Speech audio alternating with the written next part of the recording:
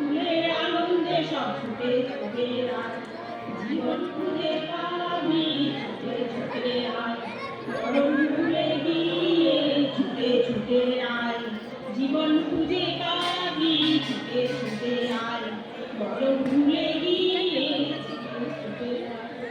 হাসি নিয়ে আয় আর হাসি নিয়ে আয়, হাসি নিয়ে আয় আর হাসি নিয়ে আয়, জীবের নূতন দিগন্তে সব ছুটে ছুটে আয়।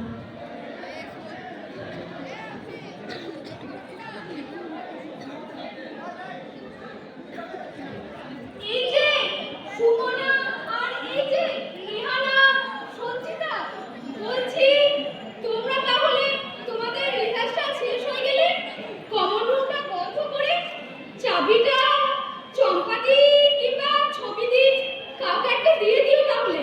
প্রায় 5টা বাজে, আমি এখন বেরোচ্ছি তাহলে। ও হ্যাঁ, মন্দিরা, মন্দিরা একটু শোনো তো।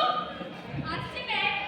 হ্যাঁ, বলছি তোমরা বলছিলে না রূপা নাকি রিহার্সালে থাকছে না, এমনকি আজকাল স্কুলেও আসছে না। হ্যাঁ ম্যাম, 2-3 দিন আগেও ওর সঙ্গে একবার দেখা হয়েছিল, কিন্তু ওকে কেমন যেন মন করা লাগলো। আর আজ সকালেও তোকে ডাকতে গেলাম, কিন্তু ওর মা বললো ওর নাকি শরীর খারাপ। কি জানি কি ব্যাপার, ও তো আমাকে সব সমস্যার কথাই বলে, কিন্তু আচ্ছা ওই ফেসবুক করতে গিয়ে কোনো গন্ডগোলে জড়ায়নি তো? আসলে মিলির ওই ঘটনাটার পর থেকে কারোর মন খারাপ হলে আমার ভীষণ ভয় করে। ও আচ্ছা, বেশ ঠিক আছে, ওটা না হয় আমি কাল দেখে নেব। আর হ্যাঁ, অনুষ্ঠান কিন্তু ভালো হওয়া চাই। জানো তো, কন্যাশ্রী অনুষ্ঠান আমার কাছে অনেকখানি, কারণ কারণ আমাদের মায়েরা সব আসবে তো। একদম ঠিক, মায়েদেরকে আমাদের খুব দরকার। আসলে এই যুগটা হলো মেয়েদেরকে মানুষ হিসাবে গড়ে তোলার যুগ, আর সেখানে মায়েদের ভূমিকা সব থেকে বেশি। তাহলে মায়েরা না এলে কি হয়? তাই তো ম্যাম। তাহলে ম্যাম চলুন যাওয়া যাক। আচ্ছা চলো তাহলে। হ্যাঁ ম্যাম।